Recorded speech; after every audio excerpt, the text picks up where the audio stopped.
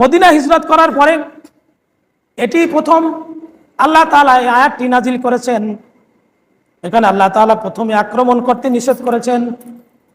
কেহ যদি আক্রমণ করে আল্লাহ তাআলা তখন রাসূলুল্লাহকে বলেছেন বাধা দেওয়ার জন্য। তাফসীর এসেছে ইবনে কালবি তিনি বলেছেন, ইবনে আব্বাস রাদিয়াল্লাহু তাআলা আনহু থেকে বর্ণনা করেন, হুদায়বিয়ার সন্ধির কথা বলা হয়েছে। মদিনায় যাওয়ার পরে তখন আল্লাহ রসুলকে মক্কার কাফেররা কুরাইশরা রসুল সাল্লাল্লাহু আলাইহি ওয়াসাল্লামকে হজ করতে দেন নাই। এরপর একটা সন্ধি হয়, এই সন্ধির জায়গার নাম হলো হুদায়বিয়া। এটা একটি জায়গার নাম। ওখানে তাদের সাথে কুরাইশদের সাথে এবং মুহাম্মদ রাসূলুল্লাহ সাল্লাল্লাহু আলাইহি ওয়াসাল্লামের সাথে সন্ধি হয় যে তোমরা 3 দিন পর্যন্ত মক্কায় থাকতে পারবে, এরপর এখান থেকে চলে যাবে। চ্যানেলটি সাবস্ক্রাইব করে আমাদের সঙ্গেই থাকুন। ওয়াকাতিলু ফি সাবিলিল্লাহিল্লাযীনা ইউকাতিলুনাকুম ওয়া লা তা'তাদু। তোমরা আল্লাহর পথে লড়াই করো ওদের বিরুদ্ধে। ইউকাতিলুনাকুম ওয়া লা তা'তাদু, যারা তোমাদের বিরুদ্ধে লড়াই করেছে। কাফের মুশরিকদের কথা বলেছেন। পৃথিবীতে এখনো মনে করিয়েন না পৃথিবীর কাফের রাষ্ট্রগুলো বুঝি মুসলিম রাষ্ট্রের বন্ধু, এটা কখনোই মনে করবেন না, ভুলেও না। এর কারণ আল্লাহ তাআলা বিভিন্ন জায়গায় বলেছেন এবং একটি আয়াত আছে, ওয়াল খাইলা ওয়াল বিগালা ওয়াল হামিরা লিতারকাবুহা ওয়া জিনা। রাষ্ট্রপ্রধান দায়িত্ব পাওয়ার পরে তার প্রথম কাজ হলো রাষ্ট্রের সরঞ্জাম, যুদ্ধের সরঞ্জাম এটা রাখা, প্রস্তুত রাখা। রাষ্ট্রের প্রধান যিনি প্রথম হবেন, আল্লাহ দায়িত্ব দিয়েছেন, তার প্রথম কাজ হলো কোন শত্রু রাষ্ট্রে যদি যুদ্ধ লেগে যায় তার সাথে যাতে মোকাবেলা করা যায় এই পরিমাণ অস্ত্র কিনে রাখা। অল খৈল শব্দ অর্থ ঘোড়া। এই আয়াতটি যখন নাজিল হয় তখন সবচাইতে বড় অস্ত্র ছিল ঘোড়া, ঘোড়া নিয়ে যুদ্ধ করা। ঘোড়া থেকে আমরা আধুনিক তাফসীরে বুঝতে পারি যত অত্যাধুনিক অস্ত্র আছে এগুলা মুসলিম রাষ্ট্রে তারা কিনে রাখবে, অমুসলিমরা কাফের মুশরিকরা যখন যুদ্ধ ঘোষণা করবে যাতে তাদের বিরুদ্ধে যুদ্ধ করা যায়। এটা আমাদের নামাজি মুসলমানরা কখনো চিন্তাও করে না। মদিনা হিজরতের আগে শুধু নামাজ পড়লে রোজা রাখলে হয়ে যেত, কিন্তু মদিনায় যাওয়ার পরে রাসূলুল্লাহ যখন মদিনায় গেলেন, মদিনায় যাওয়ার পরে যুদ্ধ বিগ্রহ নাজিল হলো এই আয়াতগুলো। মদিনায় যাওয়ার আগে মানুষ প্রকাশ্যে ইসলামের দাওয়াত দিতে পারেন নাই, নবীজিও পারেন নাই, মার খেয়েছেন। কিন্তু মদিনায় গিয়ে যখন রাষ্ট্রপ্রধান হলেন তিনি ঘোষণা করে দিলেন আজ থেকে সবকিছু উন্মুক্ত। এই জন্য ইসলাম প্রচার করার জন্য আগে দরকার রাষ্ট্র, কিন্তু বহু ইমানদারের মধ্যে এটা নেই। তারা বাম দল করবে, অন্যায়কে সাপোর্ট করবে। ভোট একটা আমানত, এটা কি জানেন? দেখেন ফেরাউনের স্ত্রী আসিয়া, আসিয়া কি খুব বুজুর্গ নামাজি ছিল? এটা ইতিহাসে পাওয়া যায় না। বা বড় কিছু আমলদারি ছিল তা না, কিন্তু ফেরাউন ছিল স্বৈরাচারী শাসক, জুলুমবাজ, অন্যায়কারী। এই ফেরাউনের পক্ষে আসিয়া ছিল না, আসিয়া ছিল মুসা আলাইহিস সালাতু ওয়াস সালাম তার পক্ষে। তিনি তার উপর ঈমান এনেছিলেন এবং আল্লাহর উপর ঈমান এনেছিলেন। ফেরাউন যখন মারত, এমনকি মারতে মারতে লোহার পেরেগে আটকিয়ে আসিয়াকে যখন শেষ করা হয় তখনও ফেরাউনের উপর বদদুয়া করেন নাই। তখন আল্লাহ রব্বিবনিলি ইনদাকা বাইতান ফিল জান্নাহ, আল্লাহর কাছে ফরিয়াদ করেছেন, আয় আল্লাহ আমার জন্য জান্নাতে একটি ঘর বানিয়ে দাও। এর কারণ কি? তিনি অন্যায়ের পক্ষে কথা বলেন নাই। যিনি ন্যায়ের পক্ষে ছিলেন তার পক্ষে রায় দেওয়ার কারণে এই ভোটটা হলো রায়। এই জন্য বুঝে শুনে, এটাও একটা আমানত, এটা ইসলাম, এটা দুনিয়ার রাজনীতি মনে করা যাবে না।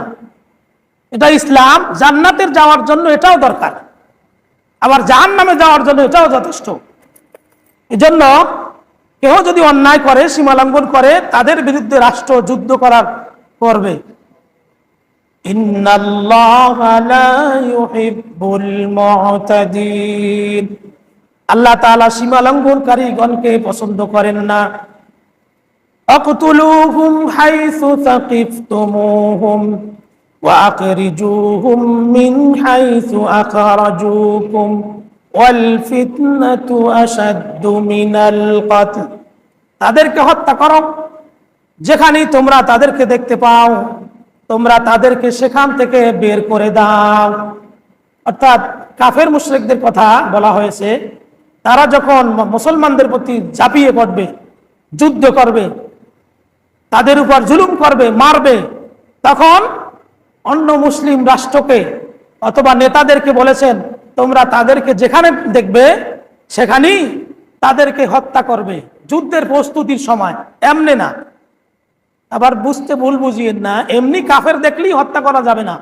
এবং যেই ঘর থেকে মুসলমানদেরকে বের করা হয়েছে বা ভবিষ্যতে যদি এরকম হয় তাহলে তাদেরকে তাদের ঘর থেকে বের করে আল্লাহ দিতে বলেছেন। এটা কতক্ষণ থাকবে?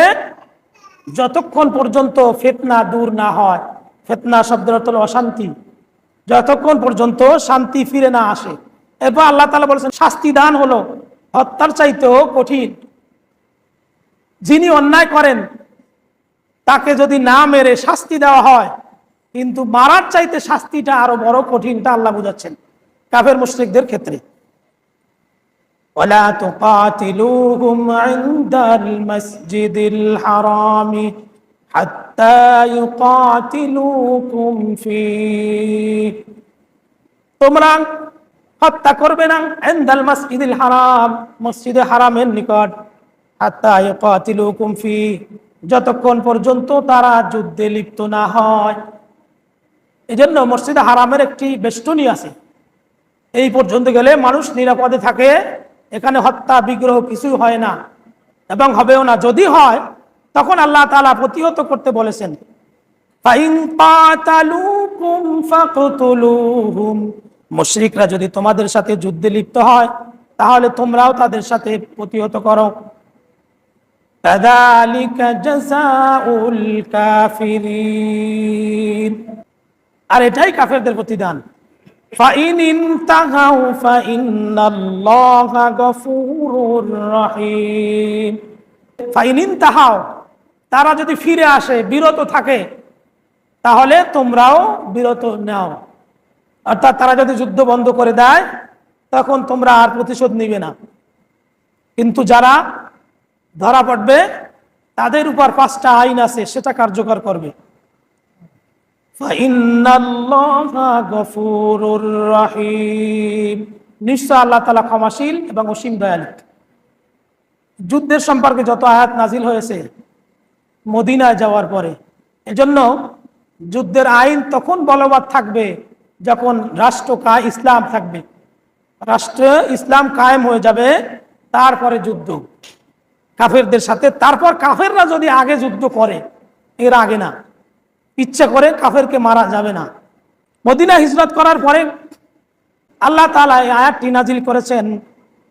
এখানে আল্লাহ তাআলা প্রথমে আক্রমণ করতে নিষেধ করেছেন। কেহ যদি আক্রমণ করে আল্লাহ তাআলা তখন রাসূলুল্লাহকে বলেছেন বাধা দেওয়ার জন্য। তাফসীর এসেছে, ইবনে কালবি তিনি বলেছেন, তিনি ইবনে আব্বাস রাদিয়াল্লাহু তাআলা আনহু থেকে বর্ণনা করেন, হুদায়বিয়ার সন্ধির কথা বলা হয়েছে। মদিনায় যাওয়ার পরে তখন আল্লাহ রসুলকে মক্কার কাফেররা, কুরাইশরা রসুল সাল্লাল্লাহু আলাইহি ওয়াসাল্লামকে হজ করতে দেন নাই। এরপর একটা সন্ধি হয়, এই সন্ধির জায়গার নাম হলো হুদায়বিয়া। এটা একটি জায়গার নাম। ওখানে তাদের সাথে, কুরাইশদের সাথে এবং মুহাম্মদ রাসূলুল্লাহ সাল্লাল্লাহু আলাইহি ওয়াসাল্লামের সাথে সন্ধি হয় যে তোমরা 3 দিন পর্যন্ত মক্কায় থাকতে পারবে, এরপর এখান থেকে চলে যাবে।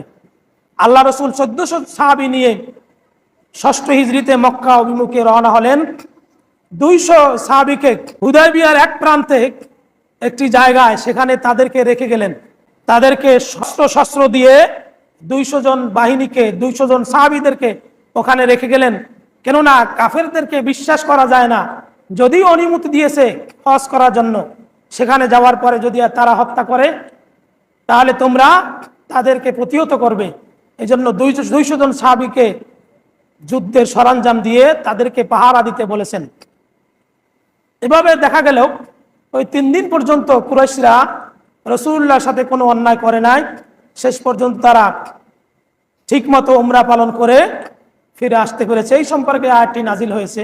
আল্লাহ তাআলা এই কথাগুলো বিস্তারিত বলেছেন। এখানে আরো সুন্দর সুন্দর কথা আছে, যা ইনশাআল্লাহ সামনে বলা হবে। আল্লাহ তাআলা আমাদেরকে আমল করার তৌফিক দান করুন। চ্যানেলটি সাবস্ক্রাইব করে আমাদের সঙ্গেই থাকুন।